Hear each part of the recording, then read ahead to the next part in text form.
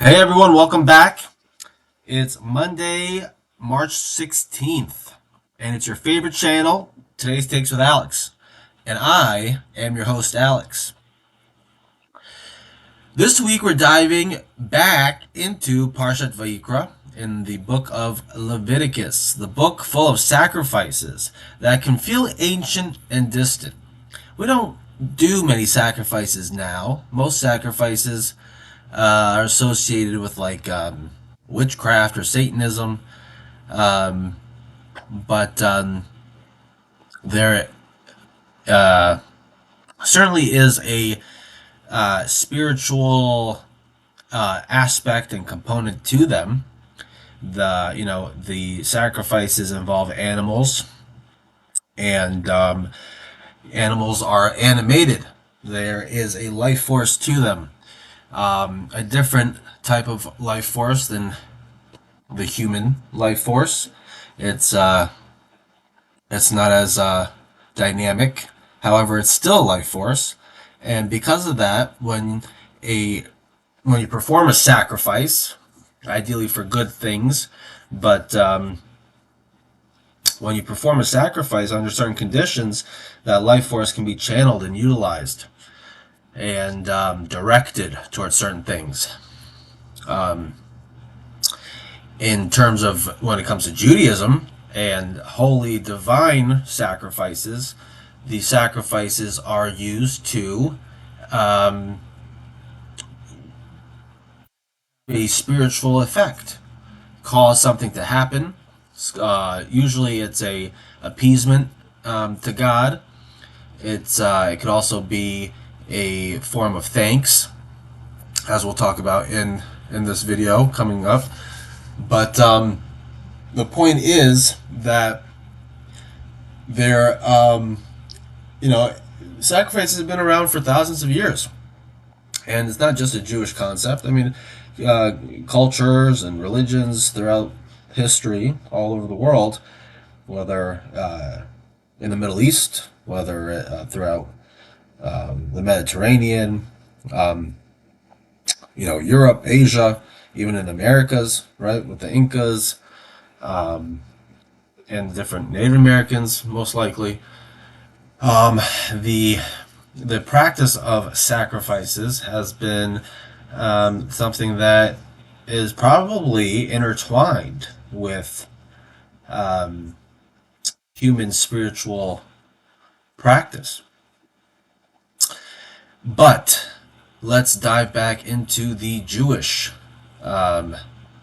purpose of sacrifices, specifically as they are laid and taught out in Leviticus. So, the hidden in these rituals is something surprisingly relevant, a blueprint for restoring balance and harmony in our lives and in the world.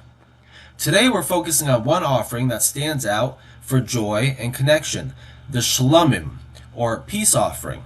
It's not about fixing sin, it's about celebrating wholeness, gratitude, and peace.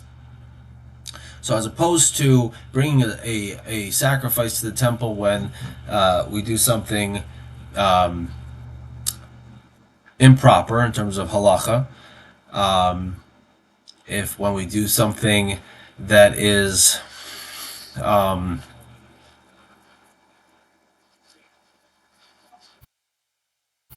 thing this is a practice run, right? But look, mental health is a very important thing. Mental health is something that without a clear head, might as well be running into the wall. You know what I mean? So, um, and so that's that. All right, moving on. Um, so by the end of this video, you'll see how this 3,000-year-old practice still teaches us how to heal divisions and bring more shalom, true peace, into our world. If you're ready to rethink sacrifice as something uplifting, hit that like button and let's jump in. So what are karbanos? First, quick context. In Parshat Vayikra details 5 main offerings brought to the Mishkan, the tabernacle. Most are about atonement, like the sin offering, or chatat, or guilt offering, the asham, or a total devotion, like the burnt offering, olah. But then there's the shlamim, the peace or well-being offering. It's voluntary, often brought to express thanks, fulfill a vow, or just celebrate life. It's a thank you to God, as opposed to a rectification type of sacrifice. You could bring cattle, sheep, or goats. What's the key difference? It's a shared offering. The fatty parts and certain organs go up in fire to God on the altar. Parts of the animal go to the priests, and the biggest portion goes to the offerer and their family in a festive meal right there in the holy space at the temple. That's a huge type of that's a big deal, right? To be able to partake in a bring your family to the temple to have a you do it when there's a big celebration. So no other offering lets the person bringing it eat from it. It's a literal shared meal between God, the priests, and the people. Commentators like Rashi, now shared meal between God, the priests, and people. Now that's figurative, right? Because God doesn't eat, but we burn up the offering. We burn it up, and that's that's the component that right. Commentators like Rashi explain the name Shlamim comes from Shalom, peace, because it creates harmony between all parties. No envy, just shared blessing. Think about what this ritual does.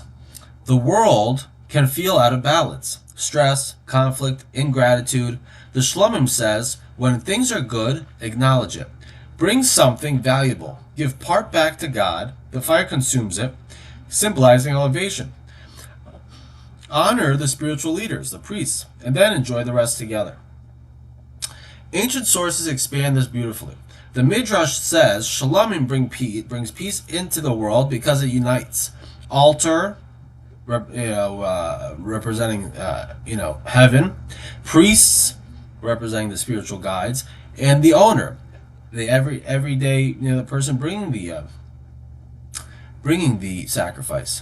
No one is left out. It's inclusive harmony. The Zohar calls it a symbol of spiritual completeness. Alignment with divine will creates inner and outer peace. Even art depictions like Yoram Renan's painting show earth, fire, and heaven in rapport, bringing an influx of peace.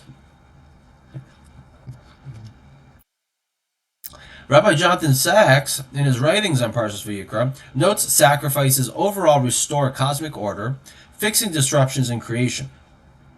Shlamim especially embodies gratitude and wholeness, shlemut, or completeness, countering despair or brokenness.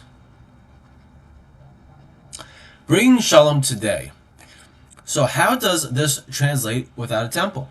The rabbis teach that prayer, Torah study, and acts of kindness replace sacrifices. For Shlamim, the joyful unifying one, here are practical ways to offer or to symbolically bring your own Shlamim sacrifice today. Gratitude meals, host or join a Shabbat dinner or any kind of dinner, Thanksgiving style, where you explicitly thank God and share with others. It's a modern Shlamim feast. Acknowledging blessings restores personal harmony. Repairing relationships. When there's tension, initiate a shared meal or honest conversation. The shared portion symbolizes no one wins alone. Peace comes from inclusion. Midrash even says peace trumps strict truth sometimes, like God adjusting words for Sarah and Abraham's harmony. Acts of giving back. Volunteer, donate, or mentor. Give part of your good time money upward to causes or charity, share with community, and enjoy the fulfillment. That's balance in action. Inner wholeness. In a chaotic world, practice mindfulness or journaling. What disrupted my peace? What can I restore? Shlamim reminds us gratitude and connection heal inner division.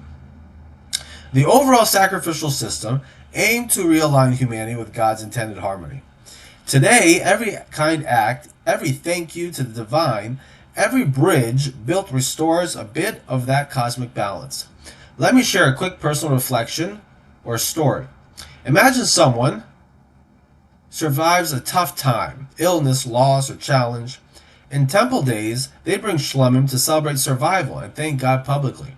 Today, we might say a prayer, host friends, give tzedakah. It's the same heart, turning gratitude into action that spreads peace.